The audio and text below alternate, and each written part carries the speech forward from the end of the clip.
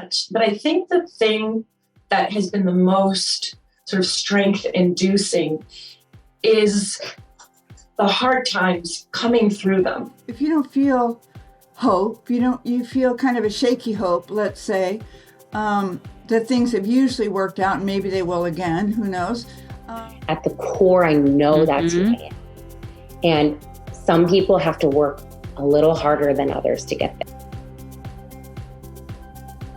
The situation is the way it is. I say you expect there's ageism in, in my industry for the most part, and the entertainment industry. You kind of go, okay, that's sort of, we get that. But in the world, to be not marketed to, and to be, once you hit 40, that you're discounted, you're sort of written off. And all the women that I know are pivoting it after 40 and doing completely different things and new jobs and new, they're changing their relationships or they're really, they're so rich in what they've lived. They've raised families, they've started companies, they've worked at companies, they've, given it up to raise kids or not have kids. I mean, we're such a diverse group. And I really sort of was walking on the beach one day and I thought, this is not fair because we're not marketed to, and it's either you're in your 20s or, dentures or something. And I think that I feel sort of sexier and stronger now. And so many women sort of don't feel that there's representation, for them. And to me, it's just really important. I just want women to feel vibrant and it's not about ageless. It's about vitality and finding the things that make you happy in this great stage. This is not the end. This really is a beginning. Well, it's funny you say not ageless because I feel like over 40, I'm 43, I'll be 44 this summer. And I feel like at some point you start to get oh my God, you never age. You look exactly the same. And you're like, I know I really don't. I know I look good for my age. Okay, fine. But like you start to get those comments that almost in a sense can make you feel like you can't age. Because when you age, they're going to stop saying anything. Right. So it's like it almost contributes to the that cycle of I have to stay young when the whole point is life is going to happen and time is going to pass. Wrinkles are going to come. Things are going to sack. So at what point are we going to accept? Well, I think that's sort of that's really at beginning is now what we're saying, because listen, I'm all for, it's important to take care of yourself. I'm all for doing anything that you feel better about yourself. I color my gray roots, and because I don't like them and I don't want to go be a silver fox at this moment. And so I think that there's this sort of balance between, finding ways to be healthy, finding ways to enjoy, not exercising, but just moving and dancing or doing whatever it is that just sort of gets your heart rate up and it's healthy for you. But I think that people always say, like, they'll come up to me and they'll say, you still look good. I'm like, for what, 100? Like, just, I'm like, I know I've been around a long time. I mean, that's why I say this company of mine has been 56 years in the making, because it's accumulation of everything that I've been through, I've seen, I experienced, I've learned, I've failed, I've gotten back up again, and I think that that's a message that needs to be shared. But, you are so right. That's this, you don't age. That's an interesting, because it's not as if that's a bad thing. And to me, this aging process, so to speak, has been such a relief to me. I don't have the same insecurities. I don't want to waste time. I don't want to be with people that don't feed me, emotionally. And I think that there's a sense of freedom in that. And I'm feeling that in my 50s. So here's my question, because like I said, I'm 43 and I'm definitely chasing to try to hold on to things, right? I'm like, okay, how do we keep everything in place? How do we try to hold on a little longer? How did you get to a place where you felt like I'm good and I'm confident? You said you're more confident at 56 than you ever were. How did you get there? That confidence, where does it come from? Because I remember you saying when you were younger that you had insecurities and different things, which is always so hard to believe when someone is as insanely gorgeous and perfect. No one ever understands that part. So then for you to have this incredible confidence at 56, that's like magic in a bottle that we all need.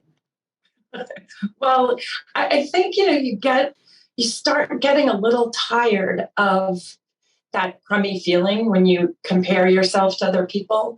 And it did take years, but it also took me just really saying, look how lucky you are. You've got great people in your life.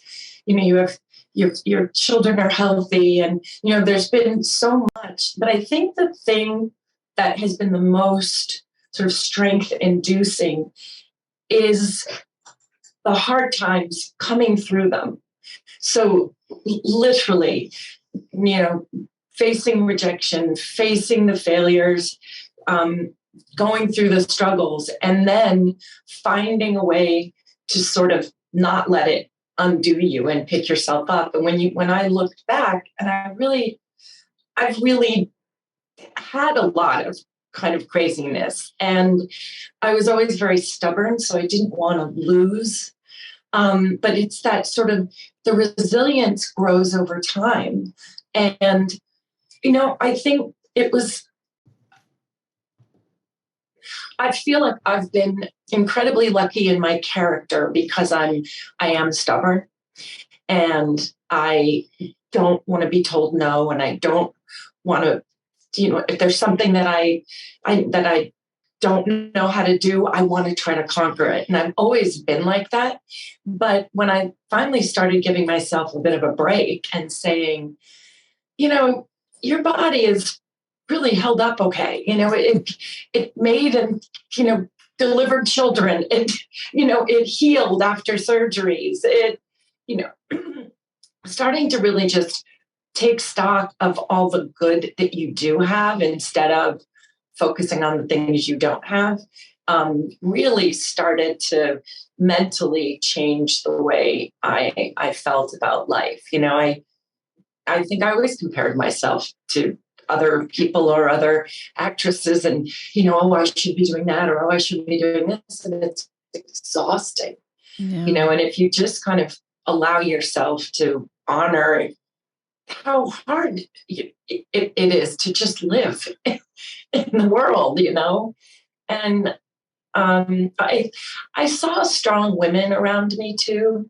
My mom she was very scarred, but there was a resilience, like a toughness in her.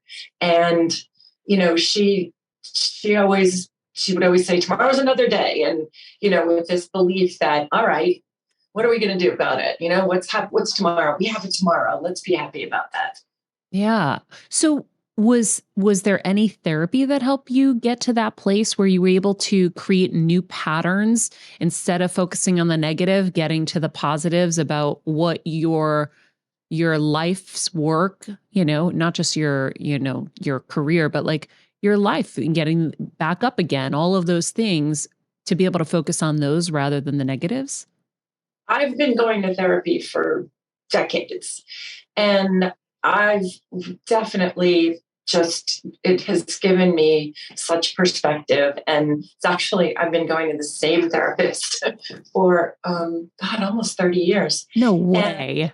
And yeah. There was a lot that I had to go through as a young child when my mom was in rehab. I was quite young, and I had to go through a program with her as a family member. And so I've been exposed to that type of help for a very long time. And that is just, I find it really important. It was just because, I was so in the public eye from the time I was quite young. Mm-hmm. And that type of constant scrutiny. And I don't really think I would have survived if the internet was and social media back then. But the bombardment of opinion and judgment and, it's so hard to avoid, and when you have all of that sort of thrown at you, and it tends to be negative there are some positive parts of it, if they're positive people, but there's always this undercurrent of trying to knock you down. Mm-hmm. And after living through so many years of that and still living through it, you start to just really carve out the people you need around you and the professionals you need to keep you grounded. And I think I was very lucky. And I have a really good family. With my dad's family, there was a lot of balance with normalcy, so to speak, because I never missed school. I went to regular high school and 4 years of college, and I think those were very grounding times for me because I was able to cultivate my own opinions and understand how I interpret things. And I had a social life that was out of the spotlight. And all of those things really helped over the years. Yeah. We talk so much about like traumas and healing and therapy here. And it's interesting. Something you just said that made me think of something, and you can tell me whether it's true or not. I wonder if your mom's issues with alcohol, having forced you to have those therapies at such a young age, are the reason you were able to keep, a rudder on the ship. Because when you think of child stars and people who are in this business from a young age, it's really hard to have a clean kind of path.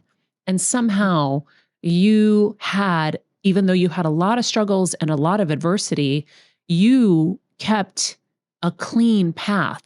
You watch the snowballs coming at you. There are interviews that I was listening to of you just at 15, and they're just digging and digging and digging into you. And you were so poised and so cool and collected and smart. And I'm like, my God, how did you have that at such a young age? Obviously you were a wise old soul, but I wonder if your mom's struggles, even though it was a bad thing, ended up being a good thing for you. Well, it definitely made me hyper vigilant, and I had to keep her alive. That was my main focus. So I never took drugs or drank or did any of those things because, I was keeping my eye on the person who was my main protector, and, I had to keep her alive. And I think that I was so thrown into that type of a spotlight. And it's so interesting because I think humor is a huge piece of it as well, because I recently had to watch some of those interviews again. And I was so struck by one of them because I end up saying, oh, here we go, meaning like, here it comes. And then finally, the third time I was asked a question that I had already answered, and they wanted a different answer. And the third time it was phrased, and it was something like, don't you think you've lost your childhood? Something like that. Or aren't you totally exploited or something? And I answered honestly. And after the third time, I looked at the person and I said, I just don't think you want my answer. I think you really want me to answer differently, but this is my truth. So you don't want to believe it, but I'm answering it. And no matter how many ways you rephrase the same question, my answer is not going to be any more likable to you. and they sort of guffawed it off and said, oh, no. And I just thought, I lost so much respect so early for the press. I'm sure. that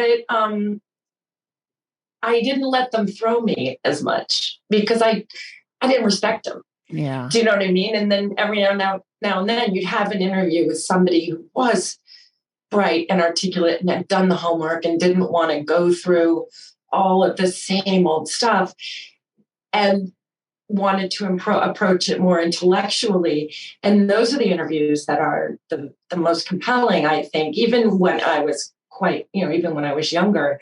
But my mom used to say, never let him see you sweat. Mm-hmm. And, she was from Newark and she was pretty tough. And in a way, I just was never going to let them break me.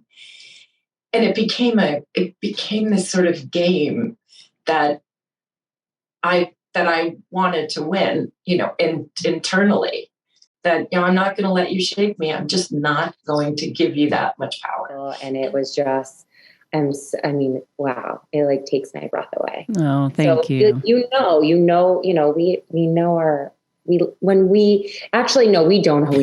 We don't always know, but it's getting yourself to a place of knowing something doesn't feel right and then getting to the source of the problem. Because I think a lot of things these days don't get to the source. Well, I think it's really making people aware of how the medical system works. Because I used to be under the impression when I was younger, oh, well, they check my blood. They'll know if I'm dying of this or that, or if I have this or this. And it's like, no, they actually only check a few different things. They check your thyroid, they check your A1C, anything further than like your red blood cell count, certain things.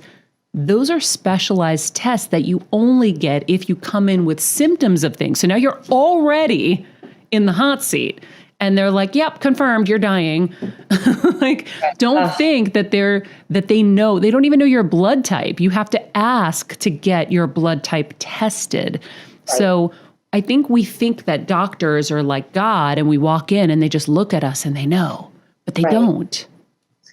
No, look, we need them right? Thank God for them, but there's so many other resources and it's a lot of what got me into the wellness space to begin with, because I was being told from everyone that, I needed to go on Accutane for a second time. I needed to take all of these topical ointments, and my acne was a signal within my body telling me something was not working in my life. That's what I think.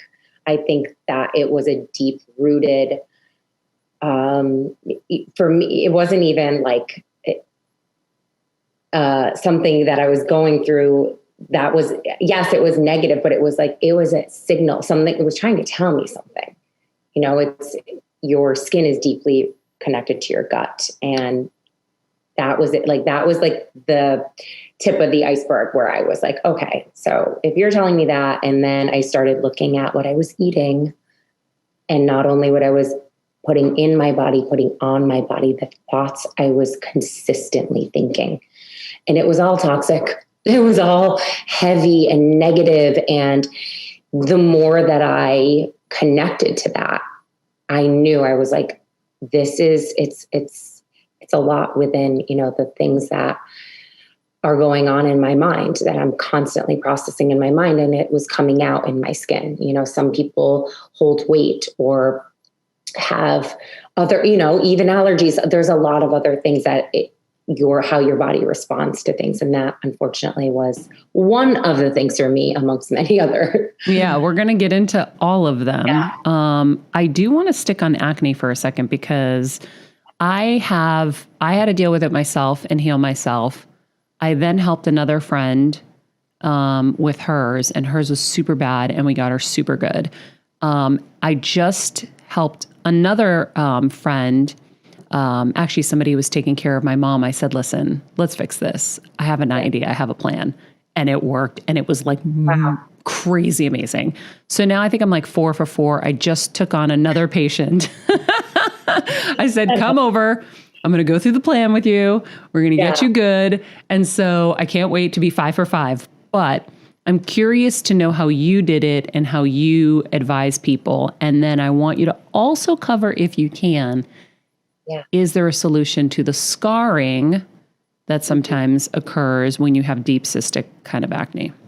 Yes. So I have a DIY version and then one that, is more of a treatment that costs more money. But when I had cystic acne all over my face, down my jaw, all over my back, like I said, I was seeing everyone, and it was right at the time when it got really, really bad, when I was modeling at the time, and I was, go to sit in the makeup chair, and every makeup artist would be like, "Oh, honey, your skin," as if I didn't already know, and it was just like eating away at my soul. So I started meditating at this time because it was like, I couldn't handle the way that I felt, and I was just embarrassed to do everything. It was literally, just closing. I was like closing doors to life.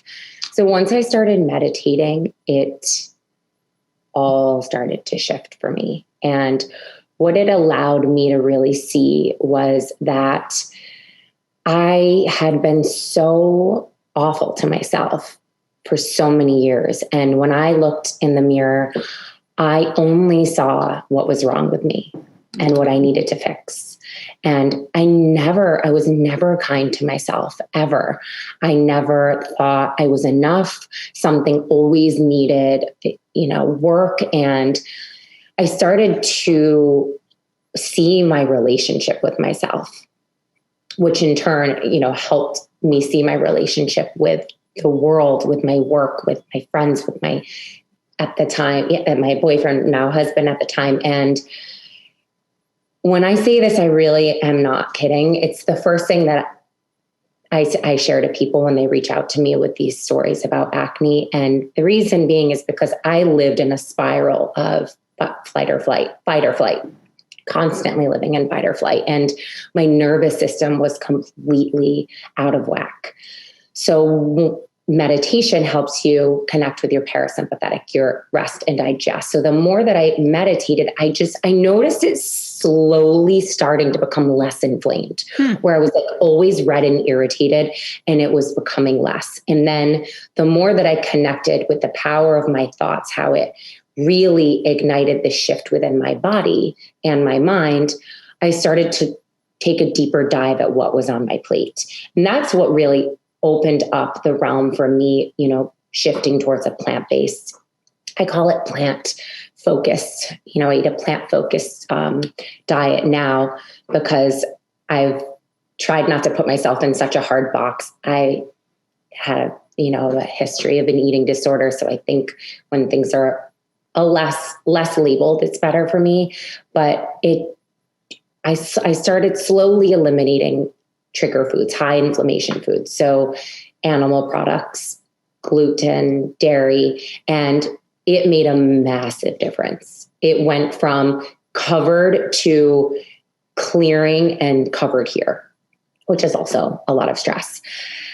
And it was like astounding because I was, I think when you're in that space where you feel like you don't see the light at the end of the tunnel, and then you start to see the light, and it just got me really interested in healing myself. And at the time, I had such a, like I said, a bad relationship to myself. It was not only that, it was my relationship to exercise, to how I talked to myself when I would eat a meal. Like, it was crazy. And it just all became very vivid. My awareness and my consciousness really opened up.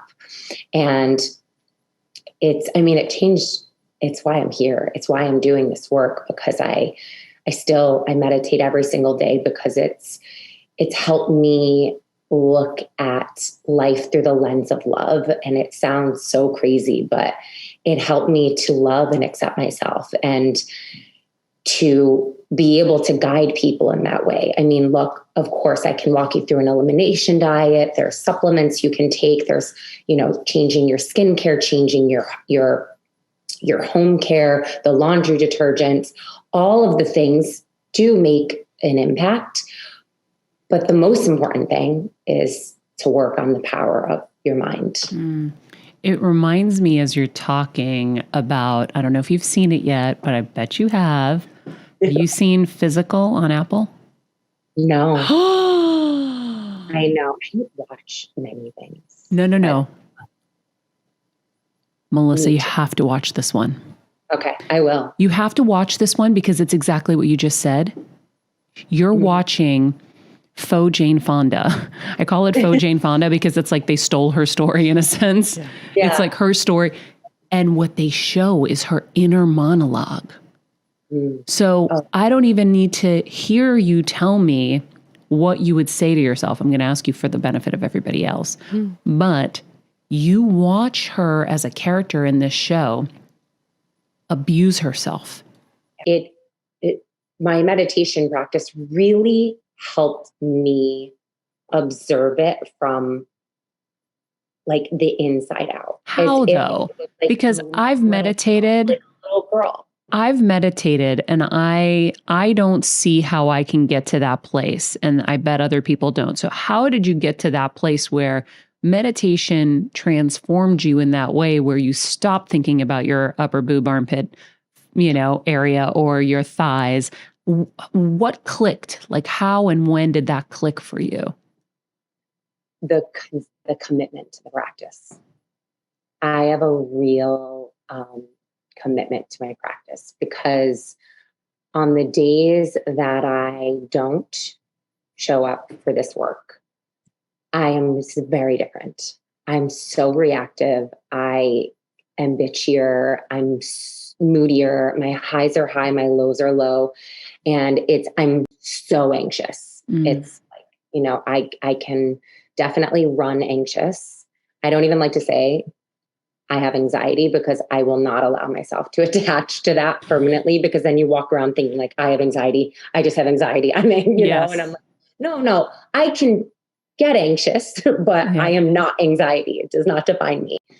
So for me, it's being able to, it's so much work. It's so much work because I don't want to do it every day. I'll just be so honest with you. Yeah. Well, that's how I think everybody feels. But I really don't. I had such a morning with my kids. It was a nightmare of a morning. And my anxiety was like up in my throat. And I'm like, you know what? The last thing I want to do is the thing I need to do right now. So I'm going to stop looking at my phone. And I need this. I need this for my sanity, for myself, but also for everyone I come in contact with. I'm like, trust me, you want me to carve out that time in the day because I'm different. I am different. I'm a little, quicker on the tongue and not as pleasant. Listen, I'm a nice person. I've always been, very kind, but I have a different edge to me when I don't. So for me, it's being able to be honest with myself. And to see that version of myself, and then see the version of myself that I know that's who I am. At the core, I know that's who I am. And some people have to work a little harder than others to get there. And I know it's because of my upbringing and unfortunate tools that I attached myself to for so long that were my coping mechanisms for survival that I want to run back to. But I know that those are short-term, solutions that will never help heal the source of what is going on. And it really comes back to just being on that hamster wheel of endless anxious thoughts. What if I'm not enough? And in order for me to continually strengthen that muscle of my mind, just like if you want to see results in the gym or on the mat at home, you work out consistently, right? So for me, I like to look at it in that sense. And Marianne Williamson always said this when I would go listen to her speak live in New York. And she said, everyone's working out and we're working the muscles in our body, but what about the muscles in our mind? They need to be worked too. And it just every morning, it's like, I tell myself every morning, it's an inner battle with even working out and this is what I do for a living, but I know that this practice has transformed me from the inside out because I am not the person sitting here before you that I was, years ago, even last year. And I know it's because I'm continually evolving to who I'm really meant to be, the best version of myself through this work. And it's what keeps me coming back. Yeah. Asking myself, how bad do I want to feel good today? Ooh. And how bad do I want to feel good today? That's it. And it gets me. And that's why I share 5-minute arm series or a 5-minute ab series or a 5-minute stroller series that I do in the freaking park, because it's not about, really building this physique I desire, which is what I used to connect to before I meditated. It was like, I went to the gym for one thing, to get smaller and to be more toned. And it never happened. Yeah. It did the reverse. It was like, I was gaining weight. I was getting acne because I was so hard on myself. But I shared these smaller routines because you don't always have enough all the time in the world. And it's about, more so than anything, staying consistent with it. And it doesn't have to be 30 minutes, 20 minutes. Sometimes 5 minutes makes all the difference in your mood. I know. Pooja and I were writing up my post yesterday. I have an Instagram post that's going to go out. And, I lost 40 pounds years ago and wrote about it in one of my books, chronicling the journey. It took 11 and a half months. I was not on a diet. I was just making better choices, making small changes. And my workouts in the beginning for the first 6 months were almost non-existent, but it was like I would do something in bed. I would do some sit-ups in bed, whatever my lazy ass could go to the next level. Or I would take the stairs, or there's ways to get it in. If I'm cooking, I'll do push-ups off my counter, or I'll do some squats. I'll just get it in when I can. And there'll be the accumulation that will happen. But really it's more mentally satisfying because it's okay, I'm doing something. Something's better than nothing. And so I think that's really smart and really helpful for people because nobody has time these days. No, I call it micro moments to yourself. I find these micro moments, which sometimes it's 5 minutes here, but I literally just did a meditation before this. So I was like, God, I'm so anxious today. And I'm like, you know what? That's okay. We're going to breathe into the anxiety. It's here with me. Welcome it in. We're not forcing it away. And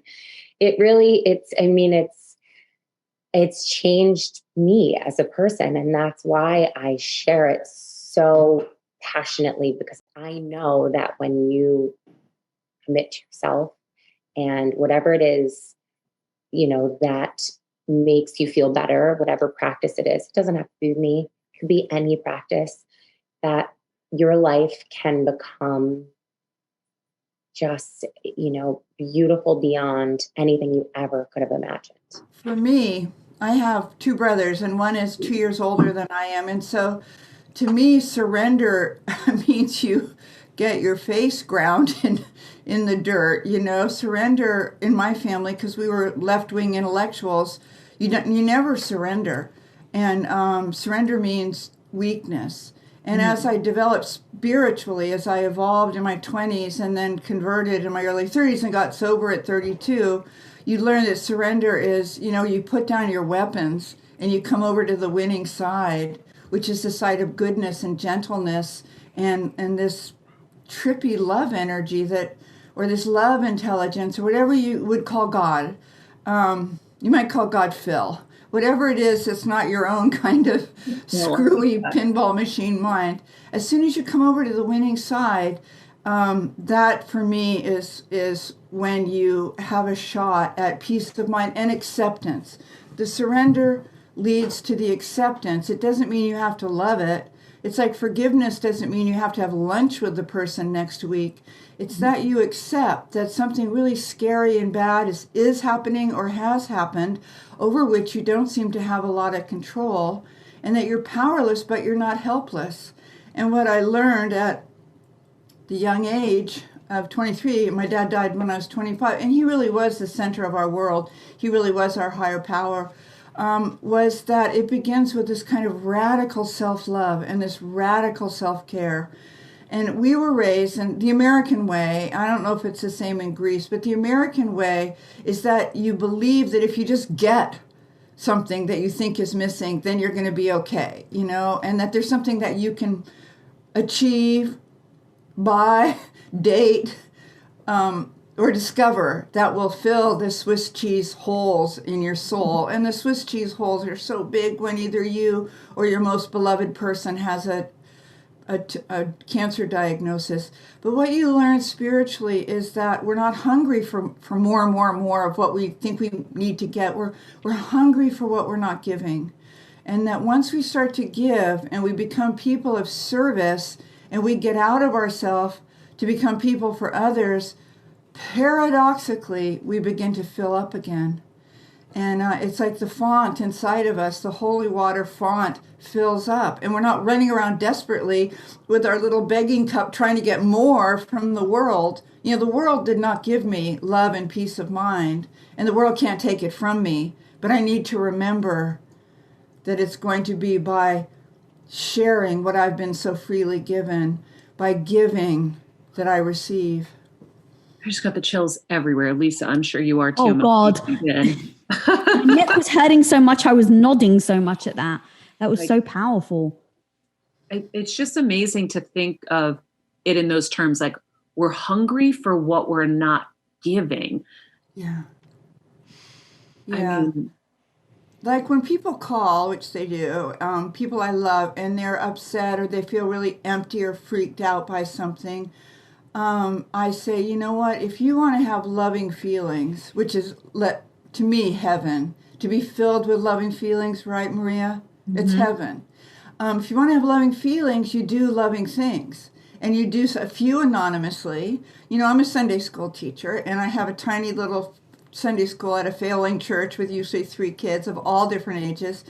And I have taught them this basic lesson. If you want to feel happy and filled up, let's go outside right now and give away half of the crayons we have tons of crayons. Let's give away crayons to people on the street who have kids. Let's give them our pencil sharpeners and some colored pencils, because it's hard for homeless people to get pencil sharpeners, right? So we start to give away what we have in our class that we've thought made us feel so rich and endowed. We give it away and we get ecstatic. We actually get too happy, right? So, and then I taught them also during Advent one year that we would every single day, besides trying to give crayons and pencils and pencil sharpeners to kids on the street, that we would flirt with really old people, because the culture doesn't honor old people, right? They're annoying. You're at Whole Foods and you're in the express line and they've got coupons,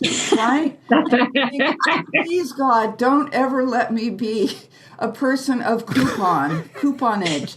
And so, and they don't get noticed. And so I would say to my kids, as we prepare, as we do now for Easter, we flirt with old people. We say, you know what? I love your hat. Where'd you get it? Or you say, if you're on the street, is your dog friendly? Can I pet her? She's so pretty. And you just lift other people's spirits. And the paradox, because all truth is paradox, is that you're the one that gets happy. I love flirt with old people. Kelsey is the voice of God here. She's our producer, and she and I share that we love old people. I always was the one that sat with the old people. Me too. And me too.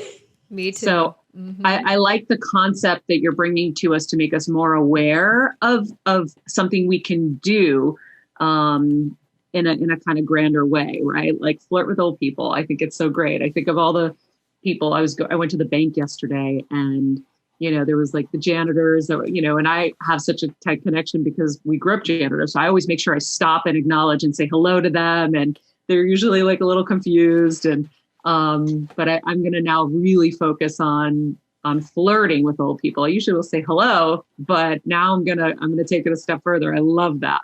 Yeah. It's really insane how people don't admire the older generation, if you will, more, because it's like, they're so freaking wise. How many people, Maria, turn to you and it's like, oh my God, Maria, you've achieved so much. Tell me your words of wisdom. And it's like, we have an entire world of humans that have lived 70, 80 years of learning and failing. And it's like, pick those people's brains. Those people know stuff about life. They know the realities about life. And it's like almost like if you had a crystal ball, right? And you could be like, what can I see in the future? They're right there. Ask them. It if we just lean into it, and that flirt with old people, I'm with you, Maria. Like it's grabs your heart. Yeah. And also another thing in Dusk Night Dawn that I wanted to kind of focus, not with you all necessarily, I mean, always I do, but as a theme of this book was that if you don't feel hope, you feel kind of a shaky hope, let's say, that things have usually worked out and maybe they will again, who knows. But that if you bring the hope to other people, then you're all of a sudden in a sort of gravity field of hope or a force field of hope. So that if you're the one that brings the hope, there's hope. That you put it in your little your Easter basket or your backpack, and you bring hope. Like we have a ministry at my church of a convalescent home, and I went for 20 years, and I haven't been doing it lately. But you go there, and this is pre-COVID, but you just touch people in wheelchairs, and you touch their skin, and you say, "I am so glad to see you," because you know what? No one else is telling them that day. Yeah. Right? Because they're kind of inconvenient. And to be honest, people are often hoping that they'll pass before they spend the whatever money they've saved up. And they're hoping they'll pass because it's extremely depressing. My mom had Alzheimer's. My dad died of brain cancer. And I know it's excruciating. And so if you touch someone or you look into their eyes and you say, "Oh my God, I am so glad to see you," you've brought hope. And all of a sudden, you're surrounded by the force field of hope.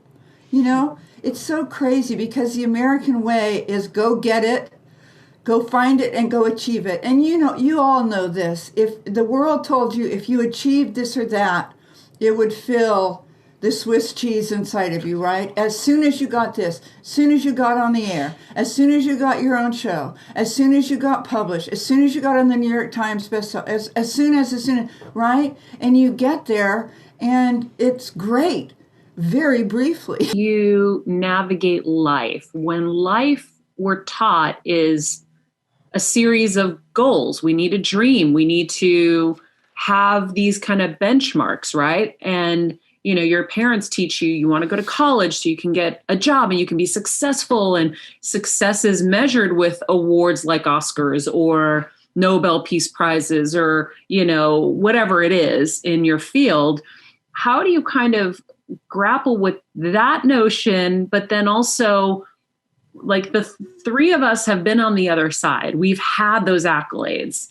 And so we've seen that it's fleeting and it's quick, but I can't tell that to somebody who hasn't achieved their dream yet, that there's still more and that there's still going to be a void after that isn't it. How do you explain it to someone who hasn't gotten it? And then how do you explain what the real fulfillment is and how you get it? Well, for me as an artist, I have been dirt poor. I've done that one, and that was not as festive as I had hoped, but I got my first real advance for my fifth book, which was Operating Instructions, a journal of my son's first year. And then my second book was called, my sixth book was called Bird by Bird, and I got something like $50,000 for it, but it's 2 years of living, and by then I had a baby. And so I just dreamt of being the next Stephen King, or being on Oprah and having a swimming pool and getting fish forks, and I always thought fish forks would mean you'd really arrived. And but what I had to remember was that the work itself was where the payoff was, and that you bring your very, very, very best ingredients to your work, that you try to come from a place that's not trying to con anybody. You're not trying to suck people into web. And I have to sell books in order to support my family. And I've been doing this for 45 years. And it's wonderful to be a published writer. And it's wonderful to have these big audiences. I love that. But they make me, I go into postpartum after every big event, like I'm publishing next week, and I'll be postpartum afterwards. I'll be exhausted. I'll be kind of sad, and all that energy will have dissipated, and people won't be clamoring for me. Ish, not that they're quite clamored, but you kind of clamored for me, and I scammed my way onto your show, which really was a dream come true. And so I don't ever dismiss people's dreams. My son has a tattoo on his arm that says, "We never give up." And it took him a very, very long time to get clean and sober, which he did like 9 years ago. And it took him a very, very long time to get a podcast, Hello Humans, that was a culmination of everything he loves, which is sharing, disseminating spiritual wisdom to an audience of people that are starved for kind of operating instructions on how do we go on when we've lost somebody that's an unsurvivable loss. How do we go on when we've been sober about 3 weeks and we never quite remembered how to write checks, or shower or floss? Or how do we go on when somebody we can't live without has ended the relationship, or we can't seem to get the job that we know we would just nail? How do we go on? Well, we stop.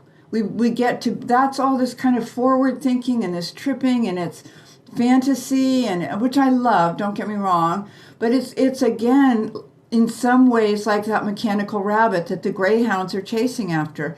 And so you sit with the greyhound and you say, you can race today or you don't have to race today. But I got us a breakfast sandwich at Mario's, and I'm going to give you half, and let's just rest. Rest is just about the most spiritual act we do, and yet we signed a contract the first day of kindergarten. Well, no, not kindergarten, because you get to lie down and rest in kindergarten, but say first grade. You're going to keep going. You're going to be in forward thrust. You're going to nail it. They start you off on the multiplication tables, right? You got to memorize the multiplication tables, or we've got a problem on our hands. Then you've got to figure out division, and then long division. Oh my God.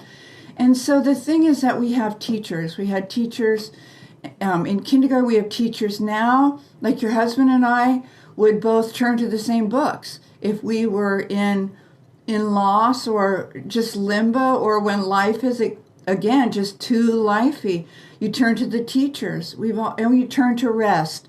You turn to prayer. You turn to meditation.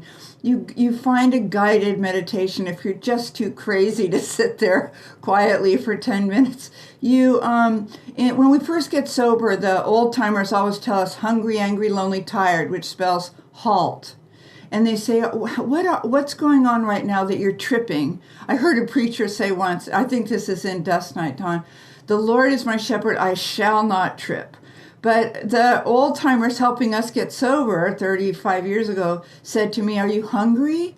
What's going on? Why are you tripping? Why are you thinking about beer when it brought you to your knees? So are you hungry? Are you angry? Are you lonely? Are you exhausted? Are you tired?